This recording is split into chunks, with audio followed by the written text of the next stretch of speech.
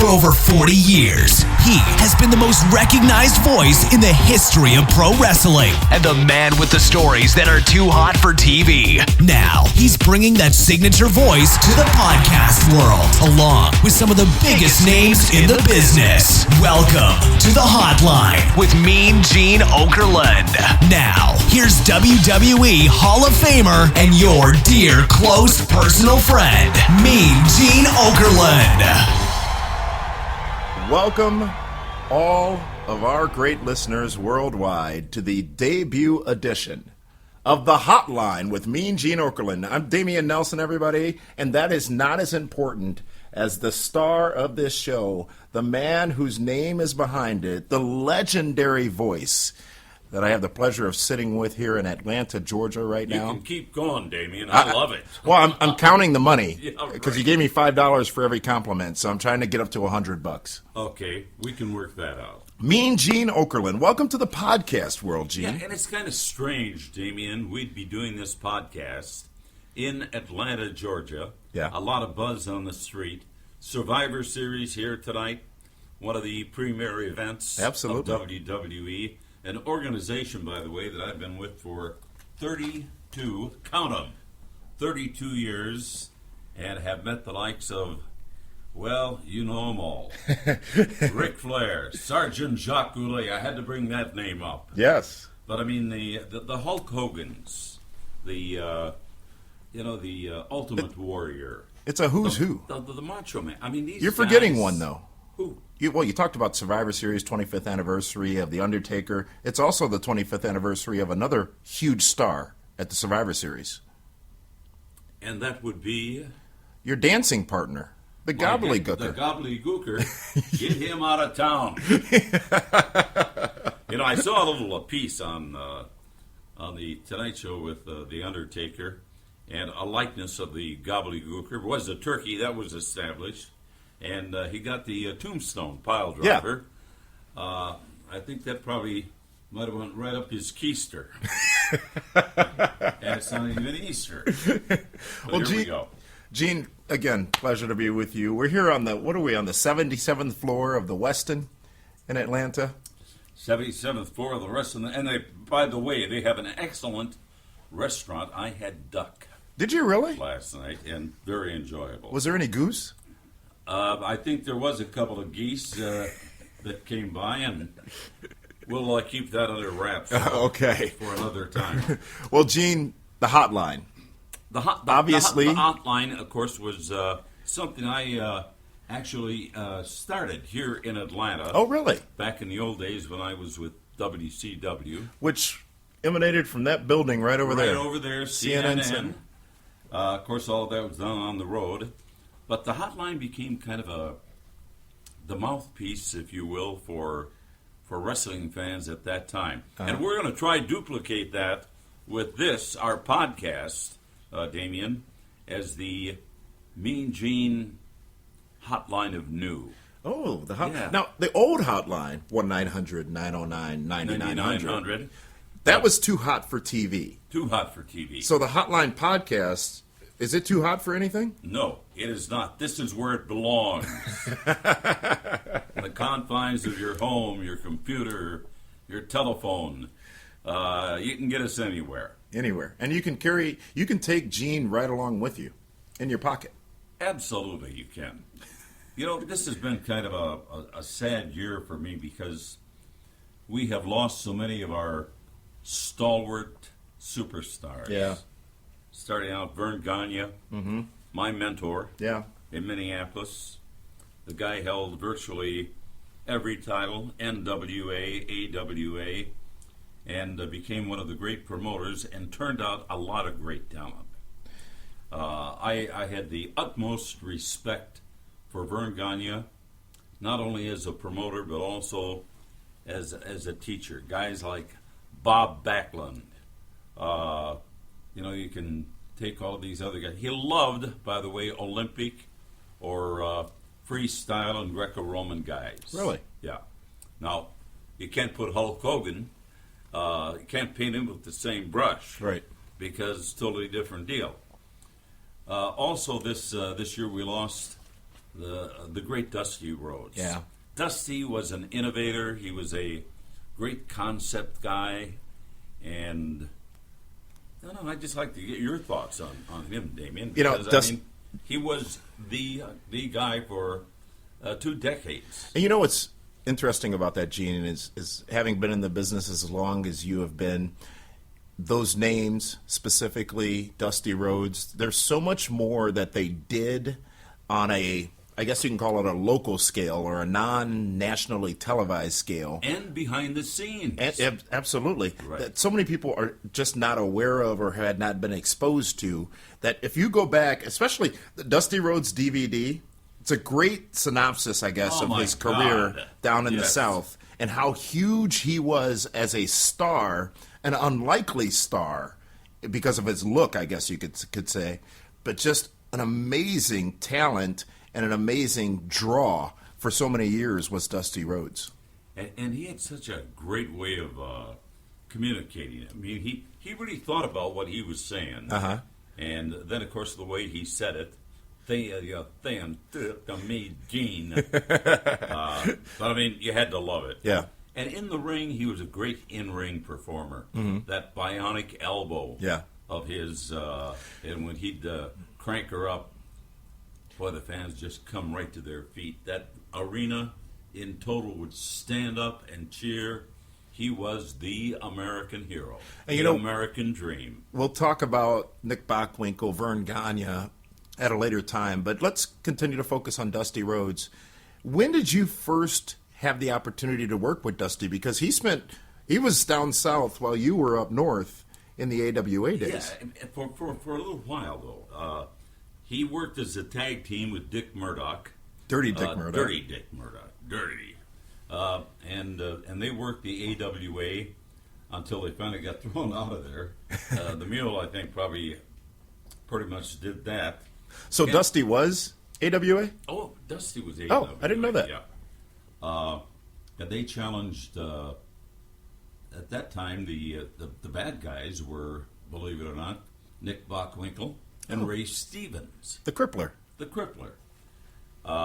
And that was a very good feud. Of course, communicators, all 4 of those guys could talk very well. They were very articulate. They were not only good in the ring, but good behind a mic and a camera. Mm-hmm. Dusty then would go down into the NWA territories, Florida as well. Championship Wrestling from Florida. And also made a big impact at Georgia Championship Wrestling and with Crockett Productions out of Charlotte. It's interesting. As you talk about all those organizations, and back at that time, all of those, they were in existence at the same time, but they weren't competing. They were independent territories where a person like Dusty Rhodes could go and work in each of those territories, and maybe in one of them maybe be a bad guy, a heel, maybe in another be a good guy, a face. But I think that when traveling through those territories, they would spend maybe 6-9 months working a program in one, go to the other, do the same thing, and just rotate through the territories and do real good at it. You had great shelf life because you had the world. Mm-hmm. It wasn't just WWE. Right. It wasn't just WCW and a couple of other independent organizations. These guys could travel the country, and in the course of the year, Dusty Rhodes would work Florida, he'd work New York, and probably work Minneapolis and the AWA, hitting towns like Chicago, Salt Lake, Denver. I mean, worldwide. Actually, domestically, until the advent of cable, was right here in this country. Yeah. And right here in this city, Atlanta, Georgia, you talked about Georgia Championship Wrestling. We were driving around town yesterday and saw the old Turner Studios, back where NWA/WCW did a lot of its shows from the studio show, the big Saturday night show. We actually did in the basement, if you will. Oh, was it? CNN. Okay. We had a couple of studios there. Did a lot of audio work, and it was kind of fun because it was freewheeling. Yeah. I worked with guys like Gordon Soley, yes, Larry Zbyszko, Tony Schiavone. Tony's still working radio here in Atlanta. I saw him a couple of months ago. But boy, there were a lot of talent that came through this town, this territory, and that organization. Turner was hell bent on taking the same gal to the dance, and that was wrestling that made TBS. And wrestling was a very big part during the embryonic stages. The embryonic stages of TBS. All right. In the early years. CNN came after that. Mm-hmm. CNN was they're not... we got a helicopter out here, I think. Are they looking in the window? But you have to put your clothes on. For me, it was very exciting. And I learned because we were in the same building as Wolf Blitzer. Yeah. And some of these other CNN characters. And all of a sudden, wrestling exploded. Mm-hmm. And at that time, a lot of the executives from Turner Broadcasting and the company, Time Warner at that time, all of a sudden showed up and, hey, this is our wrestling show. Yeah. Get the hell out of here, please. You know, we're here in Atlanta. We've said that a couple times, and we're just talking about the helicopter. That was actually a military helicopter flying by. You know, tonight's the Survivor Series, right. And there's whether it's confirmed or not, the threat exists. ISIS talking about taking some action at Phillips Arena during the Survivor Series tonight. You know, it's a different world we live in now, Gene, isn't it? Because back in the day, you didn't have to worry about terrorists. You had to worry about the fans. But I can say it. Muslim extremists. Yes. Extremists being the key. Right. Of course. So for those listening to the hotline here who may not be as explicitly familiar with as they should your entry into the business, let's go back to your studio days up in Minneapolis and Wisconsin, actually, and how that all transpired, and then your transition into the world of professional wrestling. Well, actually, I cut my teeth on a show called All-Star Wrestling, which was the signature show for the AWA. Mm-hmm. And that came out of a studio with a couple of hundred chairs and a blue curtain, and you could hear one guy clap. And that was it. Until you get somebody like Ray Stevens, shut up or I won't get in the ring. Yeah. And then they went crazy. But that was very exciting because I kind of waded through that thing not knowing a lot about wrestling. Yeah. I knew nothing about amateur wrestling, and so I just made the holes and the moves up.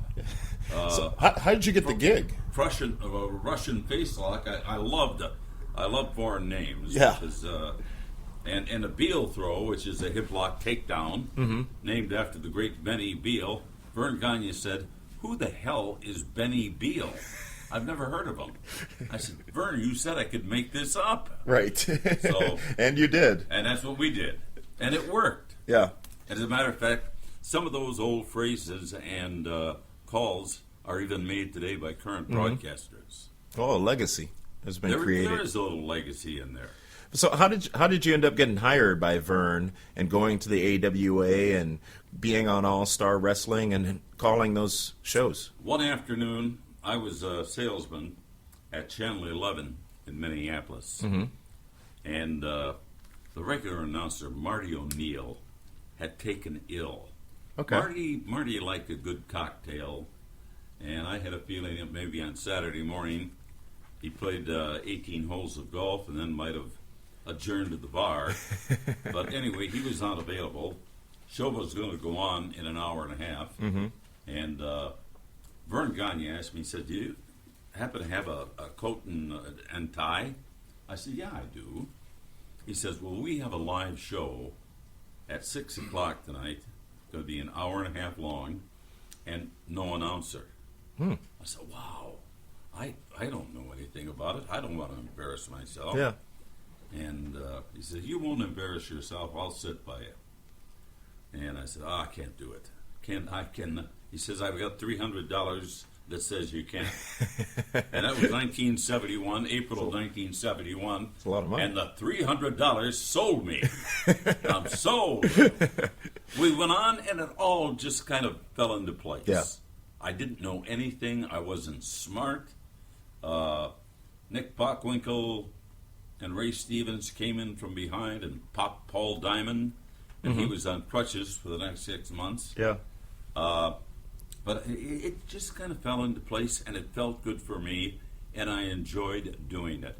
And I think that's what drove me to pursue a career in doing it, first on a part-time basis, and eventually very full-time. So the first time, that was a success, but that was just a temporary fill-in kind of gig. They called you back. Yeah, they did. You ended up doing it on a Called regular me back basis. the next week. Mm-hmm. Guy still hadn't sobered up. No, I'm kidding. What happened is they liked the fit too. Mm-hmm. Marty O'Neill was a great guy in the band. Remember the sunglasses? Oh yeah. And he had a way of expressing himself. A very legitimate guy. Mm-hmm. And he took all the ribs from the boys. Bobby Heenan would say, "I've got the game plan for Nick Bockwinkel right here in this book." He'd open the book, and it was Playboy. But Marty lived through all of that without cracking up. And, Yeah. but it just kind of got a little better, and it got bigger, and all of a sudden we had everything from Chicago westward to the Pacific Ocean. Oh wow. Including San Francisco and The Cow Palace. Cow Palace. Oh my God, there's some history. Las Vegas, Nevada. Ah yes. Yeah, we started at the Showboat there originally. Then when I got WWE or WWF at that time, we moved to the Thomas and Mack Center. Oh yes. On the campus of University of Nevada, Las Vegas. Yeah, UNLV. Yeah. Can't think of the school, but I did get the venue right. Mm-hmm. And all of that just grew, and all of a sudden, 1980, here comes Hulk Hogan. Yeah. And you could just feel what was going on. I mean, and that momentum. And wrestling at the time, as you talk about the AWA expanding all the way out west, wrestling at the time was a form of entertainment that wasn't viewed as negative. It was sports. It was real entertainment. You didn't have, I mean, you had news stations covering on it, reporting on it. You had it in the newspapers, the results of the matches, and the fans were so invested in the event, invested in the stars, and things got a little dangerous at times for some of the performers, some of the wrestlers. Oh, wow. I've heard of guys, Blackjack Mulligan got stabbed. Dick the Bruiser, a little old lady in a wheelchair, pulled out a hat pin and stuck him in the rib cage. She probably didn't make a quick getaway. No, she didn't. Matter of fact, Dick took her wheelchair with her in it and whistled it down the ringside. Oh, really? So she had to be going about 40 miles an hour when she hit the ropes. Yeah. But those were great characters. Mm-hmm. You know, we really don't have them today. They had this thing called heat. They had this thing called genuine heat, and people, these fans, hated them so much that they literally took it out physically on these wrestlers because it was that real and it was that believable, and they were that emotionally invested at that time. Damien, I've got to tell you something. I take a look at a Bobby Heenan. Yeah. The reaction of fans. He was a very vocal guy, but he also participated in the matches. Mm-hmm.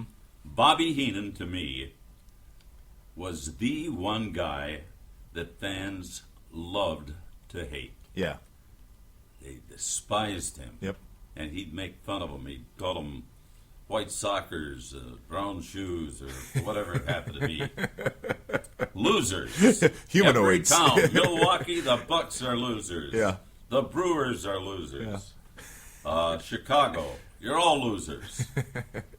But he knew how to do it, and he did it very well. I can't recall anybody doing it any better in communicating than Bobby Heenan. Is that something that was trained? Is that a natural talent that you have, or is it something that somebody can be trained to do? I don't think so. I think it is natural talent. Bobby Heenan started very young. He ran the jackets back and forth from the ring to the locker room, and kind of started at that level. Maybe he got $10 a night, but he became a wrestler. Not a bad one, by the way. In the ring, I'd say Bobby Heenan was as good as any of the average run-of-the-mill guys, but he had a way of putting his points over. He sold. Psychology. Yeah. It's called wrestling psychology. Pat Patterson, by the way, will always talk about wrestling psychology. You could teach them to wrestle psychologically, total different thing. Yeah. You can teach the physical skills, Right. the motions, if you will, but you can't teach the emotions and building that psychological bond and carrying people through a match. Damien. And what I mean by people is the fans, carrying the fans through a match and telling a story dramatically. And that's what you do. You tell a story in the ring. Yeah. Vern Gagne, a big proponent of telling a story.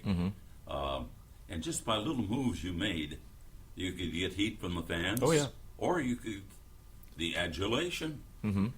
So these guys knew what they were doing, the old-time guys especially. Today, things are so accelerated, Yes. I feel, both in storylines and in 3-minute matches. Oh, yeah. Well, and you could say that it's accelerated because the attention span of the viewer has changed dramatically. There's so many other entertainment options that you're sort of in a fast-paced world. But even with those shorter matches and even with the difference in times, you still have some of those great psychological thrillers that happen in the ring from time to time.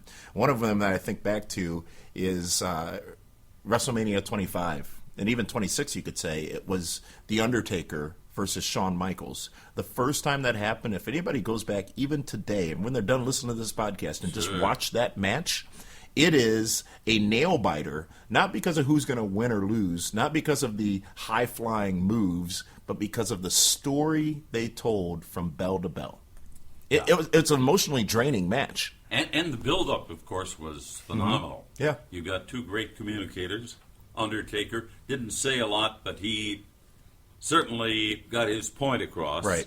And Shawn Michaels, very articulate, and probably one of the great true technical wrestlers to ever hit the ring. Now, you were there when The Undertaker had his first event, Survivor Series. We talked about that a little while ago. When you first saw The Undertaker and the gimmick, if you will, and backstage or coming down that aisle, what were your initial thoughts? He was paired up with Brother Love, I believe, and Ted DiBiase, and he was introduced and thrust to a tremendously high level right away. But what were your thoughts? Did you think that this would be something that would endure for over 20 years, 25 years, that We're gimmick? going now, right, 1990. Yeah. We are at 25 years, and he has stood the test of time.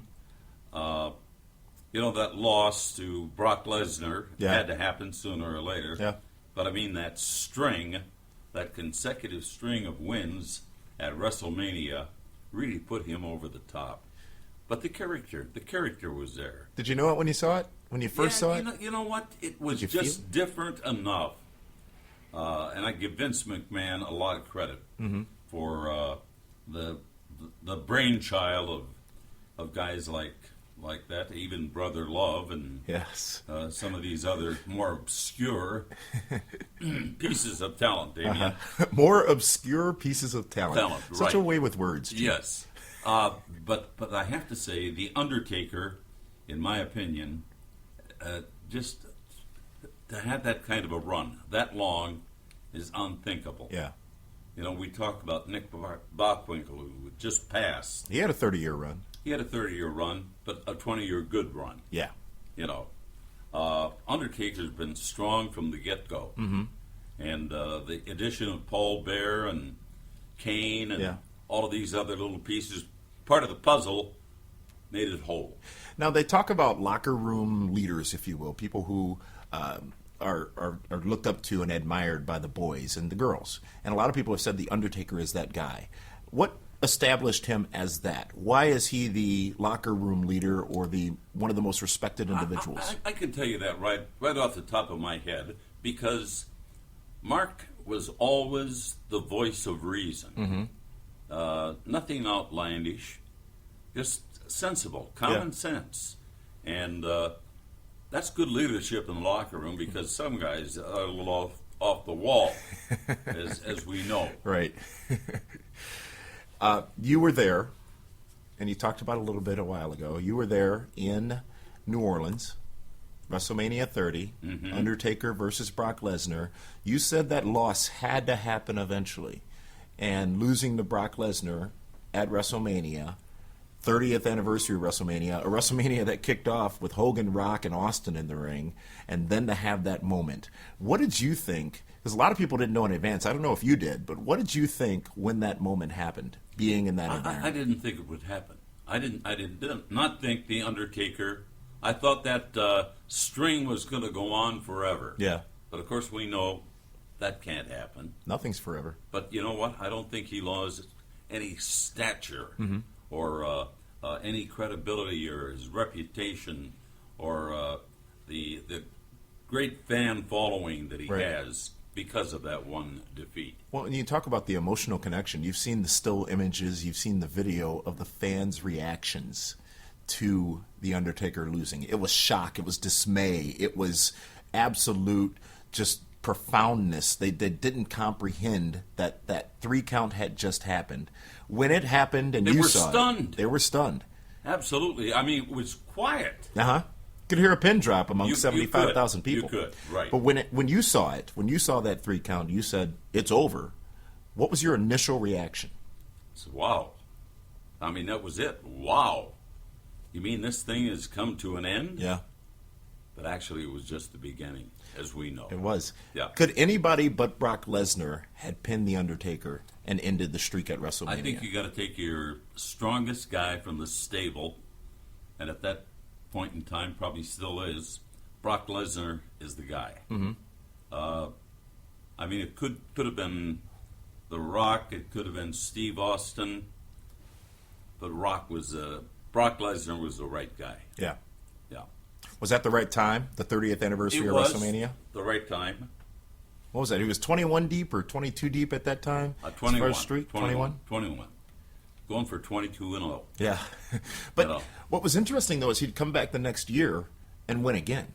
So it was an interruption of the streak, I guess you can call it. But the streak was as big as WrestleMania. Yeah, I take a look at it as 22-1.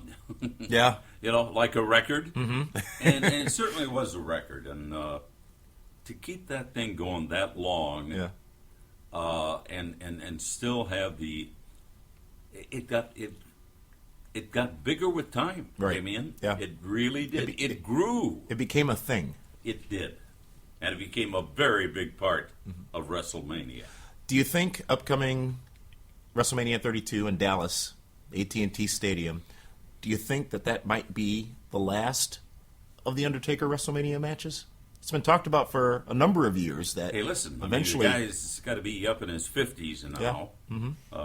I'd say Mark is around 51 or 2. His gimmick, can be a low-profile deal too. Yeah, he can kind of walk through a match, but I would say the end is near. That's my opinion. Near could be this year. Near could be next year. It could, and who knows? Could go on for 5. With a certain Hall of Fame induction as well. Right. What do they say, first ballot Hall of Famer? I would say first ballot. You're on the committee, aren't you? I am.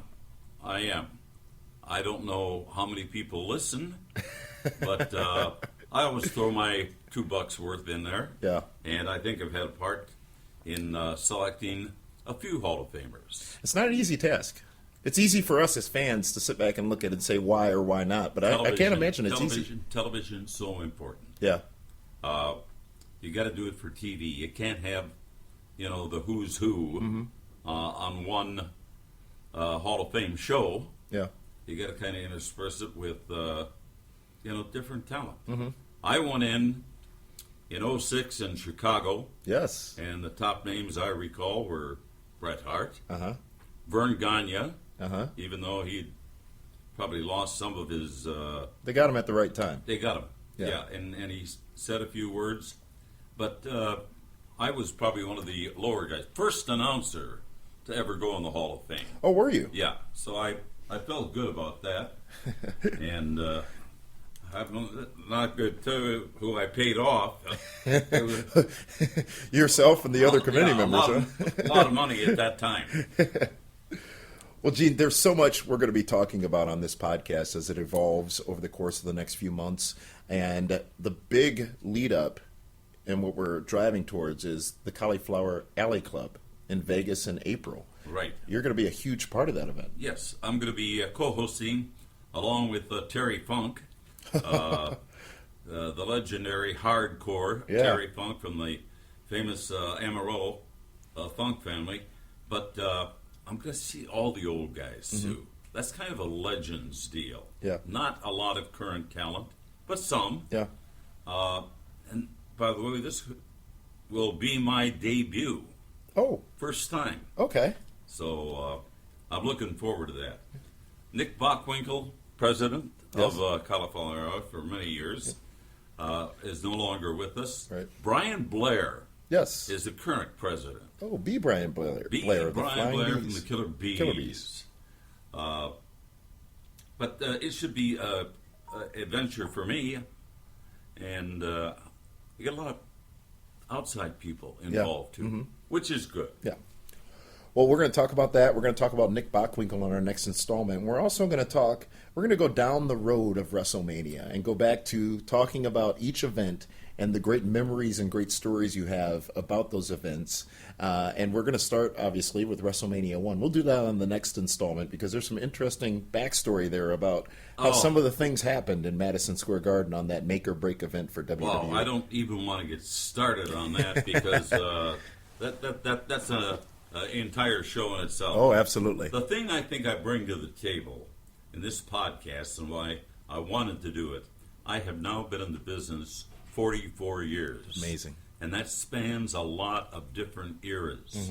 The change in television, the change in talent, the change in the way the business operates today.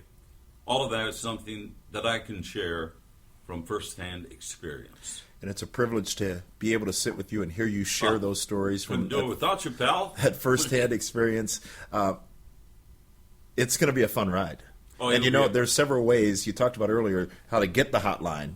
You don't have to call the 900 number anymore. Do 900 numbers even still exist? I don't think so. But if it is, I like some of the money. We'll call $1.99 a minute, please, kids. Get your parents' permission. But the hotline is free. It's available on the podcast, the PWR Now Podcast Network. You can get it on iTunes. You can get it on Stitcher for your Google Android device. You can get it at pwrshow.com. You can get it at thegeneokerlund.com as well. It's going to be available essentially for the world. For the world. Yeah. Absolutely. And wrestling now is a global entity all over. WWE just went into Germany, India, some other places that had not had the opportunity to pick up a network or even syndicate shows. So, it's a privilege to bring it to you. But before we close out this first installment, tonight's Survivor Series, Gene, if you had to pick a guy from Roman Reigns, Alberto Del Rio, Kevin Owens, and Dean Ambrose, who do you think walks out of Phillips Arena with the WWE World Heavyweight Championship? I don't know if I could really. It would have to be a ballpark guess. Yeah. I like Del Rio. I like him a lot. KO has been making a big name for himself. Yes. Intercontinental champion currently. Oh, I know it. Del Rio, the United States champion. Loaded with talent. And that's going to be a four-way. There's Well, it's the finals matchup. Right. So first matchup I think has Del Rio versus Guys are going to Reigns. work 2-3 times. Yeah, and then Owens versus Ambrose. So the winner of those matches will then go into the finals, and one of those two men, presumably, or at least by what they've told us, will be the WWE champion. Well, I can't give you an honest guess. I just have to throw the dart at the board and see what we hit. All right, fair enough. Great talent. Yeah, fair enough. Well, Gene, thank you so much. It's our first time. Damien, thank you. We'll be back with you again soon. Yeah, and I'm looking forward to it. You know, we don't have a regular schedule yet, but I think we're gonna have another one this week, and then we'll see what happens, Gene. And you know what I'm looking forward to is with these events we can kind of follow along Cauliflower Alley. Yep, gonna be great. Talk to everybody. Yeah, I've talked to Jesse Ventura. Oh, have you? He will be on our show, on this podcast. There it is. That's too hot for TV. That's breaking news right there. And the good part about that, I think we can talk more than wrestling. Absolutely. Yeah. Jesse might want to talk a little more than sure. wrestling, perhaps. He'll get in his 2 bits worth in a hurry. Yeah. Politics, his acting career. Ugh. Well, that's a good get. Jesse doesn't do many podcasts or do many wrestling-related things anymore. No, he doesn't. But, you know, we just lost another guy I want to mention in concluding here, Roddy Piper. Yeah. Good friend of mine, and there's a show in itself. This guy, I mean, look what he did for the business. Right. And what an entertainer. Mm-hmm. Both in and out of the ring. Yeah.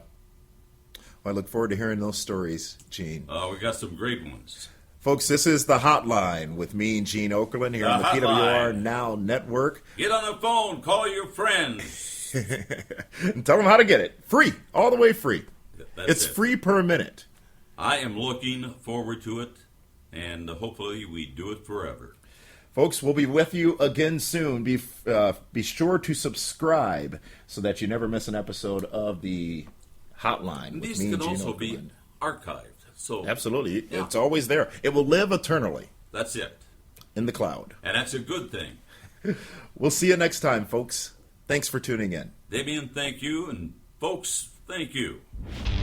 Thanks for joining us on The Hotline. Be sure to subscribe to the podcast right here on iTunes so you never miss an episode. You can also download new episodes online at pwrshow.com, where you can also find the best pro wrestling coverage in the world today. From Damian Nelson and David Harrow. Until next time, this is The Hotline Podcast, signing off.